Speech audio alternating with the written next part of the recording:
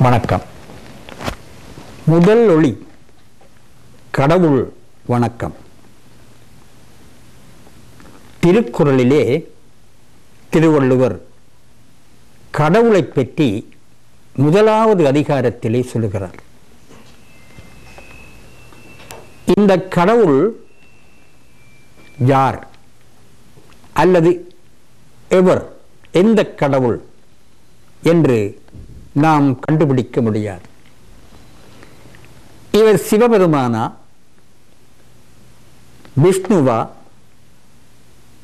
இயேசுவா, அல்லாவா என்று நாம் கண்டுபிடிக்க முடியாது. திருவள்ளுவரும் அவர்களை பற்றி சொல்லவில்லை, குறிப்பிடவில்லை. ஆனால் கடவுள் என்று சொல்லுகிறார். சைவ சமயத்தை சேர்ந்தவர்களும் கிறிஸ்து சமயத்தை சேர்ந்தவர்களும் இஸ்லாம் சமயத்தை சேர்ந்தவர்களும் இந்த கடவுள் வாழ்த்தை கொண்டாடலாம், இந்த கடவுள் வாழ்த்தை ஏற்றுக்கொள்ளலாம். அவர்கள் எல்லாரும், எல்லா சமயத்தவர்களும் ஏற்றுக்கொள்ளுகின்ற வகையிலே திருவள்ளுவர் கடவுள் வாழ்த்தை பாடியிருக்கிறார். அந்த கடவுளுடைய குணங்களை சொல்லி வழிபாடு செய்ய சொல்லி இருக்கிறார், வழிபாடு செய்திருக்கிறார். ஒரு அடையாளம் சொல்லுகிறார். கடவுளுடைய ஒரு அடையாளம் அங்கே வருகிறது. அது கடவுளுடைய கால்கள், திருவடிகள், பாதங்கள். எல்லா கடவுளுக்கும் ரெண்டே ரெண்டு கால்கள் தான். சிவபெருமானுக்காக இருக்கலாம், கிருஷ்ணராக இருக்கலாம், இயேசுவாக இருக்கலாம், அல்லாவாக இருக்கலாம். யாராக இருந்தாலும் எல்லாருக்கும் இருப்பது ரெண்டே ரெண்டு கால், திருவடிகள் என்று அதனை திருக்குறளிலே கூறுகிறார், குறிப்பிடுகிறார். இந்த கடவுள் வணக்கம் குறித்து பலவிதமான கருத்துக்கள் உண்டு. ஒரு காலத்திலே, திருவள்ளுவருடைய காலத்திற்கு பிற்பட்ட காலத்திலே, திருவள்ளுவருக்கு முன்னாலும் இருந்திருக்கிறது தான். ஆனால் அதிக வீச்சோடும் விளக்கத்தோடும் அது இல்லை. பின்னால் வந்திருக்கிறது கடவுள் மறுப்பு கொள்கை என்பது. அதாவது கடவுள் இல்லை என்று சொல்லுகின்ற ஒரு பகுத்தறிவு போக்கு நம்முடைய நாட்டிலே, தமிழர் பகுதியிலே வளர்ந்திருக்கிறது. அதை நாத்திகம் என்று சொல்லுவார்கள். அவர்களுக்கு இந்த கடவுள் வாழ்த்து என்பது ஒரு பெரிய பிரச்சனையாக, திருக்குறளை, திருவள்ளுவரை ஏற்றாலும் இந்த கடவுள் வாழ்த்தை ஏற்றுக்கொள்வதா என்பதிலே அவர்களுக்கு பெரிய சிக்கல் இருந்திருக்கிறது. தென் தமிழ்நாட்டிலே பெரியார் ஈவே ராமசாமி நாயக்கர் அவர்களும், ஈழத்திலே அறிஞர் கந்தமுருகேசனாரும் இது குறித்து, கடவுள் மறுப்பு குறித்து பல கருத்துக்களை சொல்லியிருக்கிறார். ஆனால் அந்த இரண்டு அறிஞர்களும் திருக்குறளை போற்றி இருக்கிறார்கள், பாராட்டி இருக்கிறார்கள். கடவுள் தேவையா இல்லையா என்கின்ற ஒரு காலகட்டத்தில் இன்றைக்கு நாம் இருக்கிறோம். ஒரு காலத்தில் கடவுள் இருக்கிறார், கடவுள் இல்லை என்கின்ற வாதங்கள் நடைபெற்றன.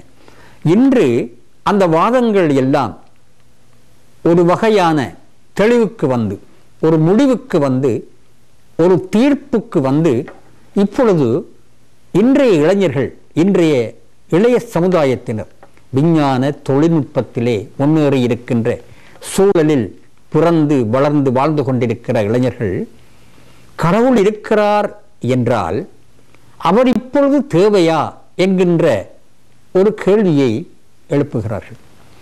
இப்போ கனடாவிலே ஒரு இளைஞன் கேட்டான், கனடாவிலே என்ன இல்லை, என்ன கிடைக்கவில்லை? படிப்பு இருக்கிறது, தொழில் இருக்கிறது, மருத்துவம் இருக்கிறது, விஞ்ஞானம் இருக்கிறது, தொழில்நுட்பம் இருக்கிறது, எல்லாம் இருக்கிறது. மனிதனுக்கு தேவையான எல்லாமே இந்த கனடாவில் இருக்கிறது. இந்த கனடாவுக்கு கடவுள் தேவையா? ஒரு அருமையான கேள்வி. இல்லாத இடங்களுக்கு தானே தேவை. எது எது இல்லையோ அதை வழங்குவதற்கு வேண்டுமானால் கடவுள் இருக்கலாம். இங்கே எல்லாம் இருக்கின்ற இடத்திலே கடவுள் தேவையா என்கின்ற ஒரு கேள்வியை மிக அருமையாக அவன் கேட்டான். உண்மைதான். இங்கே எல்லாம் இருக்கிறது, ஆனால் மனிதர்களுக்கு எல்லாம் கிடைக்கிறதா என்பது ஒரு கேள்வி. எல்லாம் கிடைத்தாலும் அவர்களுக்கு அது அனுபவத்திற்கு வருகிறதா? சாப்பாடு கிடைக்கிறது தான், ஆனால் அதை எல்லாரும் சாப்பிட முடிகிறதா? சிலருக்கு நோய்கள் காரணமாக சில உணவுகளை உட்கொள்ள முடியாமல் இருக்கிறது. அதுபோல மருத்துவம் இருக்கிறது. பலவிதமான வருத்தங்களை, நோய்களை நீக்குகின்ற வல்லமை கொண்ட மருத்துவம் இருக்கிறது. அந்த மருத்துவம் சில வேளைகளிலே செயல்படுவதில்லையே. தற்செயல் என்று சொல்லுவார்கள், ஆக்சிடென்ட். சில வேளை நீண்ட பெரிய சத்திர சிகிச்சையை, ஆபரேஷனை செய்கிற பொழுது இந்த கருவிகள், சத்திர சிகிச்சைக்கு உதவுகின்ற கருவிகள் வேலை செய்யாமற் போகின்றனவே. டாக்டர் மற்ற மருத்துவர்கள் எல்லோரும் மிக அக்கறையோடு அந்த சிகிச்சையை செய்தாலும் கருவிகள் திடீரென்று வேலை செய்யாமற் போகிறது. நோய்கள் கூட என்ன முயற்சி எடுத்தாலும் கண்டுபிடிக்க முடியாமல் போகின்றனவே. இவையெல்லாம் கண்டுபிடிக்கப்படவும், இவையெல்லாம் உரிய நேரத்தில் செயல்படவும், எல்லாம் உரிய நேரத்தில் எல்லோருக்கும் கிடைக்கவும் ஒரு இயக்கம். இவற்றையெல்லாம் அவரவர்களுக்கு அப்பப்பொழுது கிடைப்பதற்கு ஒரு இயக்கம் தேவை. அந்த இயக்கத்தை இயக்குகின்ற ஒரு இயக்குனரும் தேவை. அந்த இயக்குனர் தான் கடவுள் என்று நாம் சொல்லுகிற பொழுது, அந்த இளைஞர்கள் விஞ்ஞான தொழில்நுட்ப அறிவிலே மிகுந்து எல்லாம் கிடைக்கிற நாட்டுக்கு கடவுள் தேவையா என்கின்ற சந்தேகம் எழுகின்ற இளைஞர்கள் தெளிவு கொள்கிறார்கள். நாம் வெளியிலே போகிற பொழுது சுகமாக போய் சுகமாக திரும்ப வேண்டும். சுகமாக போய் சுகமாக திரும்புவதற்கு நாம் நினைத்தாலும் சில சூழல்கள் நம்மை சுகமாக பயணிக்க விடுவதில்லை, சுகமாக வீட்டுக்கு திரும்ப விடுவதில்லை.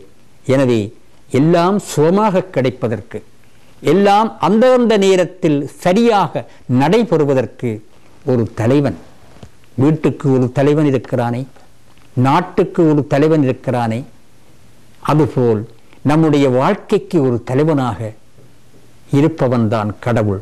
அந்த கடவுளைத்தான் முதலாவதாக திருக்குறளிலே திருவள்ளுவர் முன்வைத்து வணங்குகிறார்.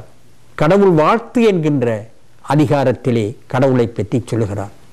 அறவாளி அந்தணன் தாழ் சேர்ந்தார்க்கு அல்லால் பிறவாளி நீந்தல் அரிது என்கிறார். பிறவி பெருங்கடல் நீந்துவர் நீந்தார் இறைவன் அடி சேராதார் என்கிறார். அகர முதல எழுத்தெல்லாம், முதலாவது குறள், அகர முதல எழுத்தெல்லாம் ஆதி பகவன் முதற்றியே உலகு என்கிறார். எனவே இந்த உலகம் இயங்குவதற்கு எப்படி மொழிகளிலே அகரம் என்கின்ற ஆனா, தமிழுக்கு ஆனா முதலெழுத்து, ஆங்கிலத்திற்கு ஏ முதலெழுத்து எப்படி அவசியமாக இருக்கிறதோ, அதுபோல் இந்த உலகத்தினுடைய சரியான முறையான இயக்கத்திற்கு கடவுள் இருக்க வேண்டும். அந்த கடவுளை நாம் வழிபட்டு கொண்டு வாழுவோம். நாம் வழிபட்டு கொண்டு வாழ வேண்டும். நீங்களும் வழிபட்டு கொண்டு வாழுங்கள் என்கின்ற புத்திமதியை நம்முடைய திருவள்ளுவர் சொல்லுகின்றார். வாழ்க்கை வழிகளிலே நாம் சறுக்கி விழாமல், வாழ்க்கை வழிகளிலே நாம் சுகமாக சென்று திரும்புவதற்கு கடவுளை வணங்குவோம். வழிகளிலே அவன் ஒளிகாட்டி நிற்பான். மீண்டும் திருவள்ளுவரோடு சந்திப்போம். வணக்கம்.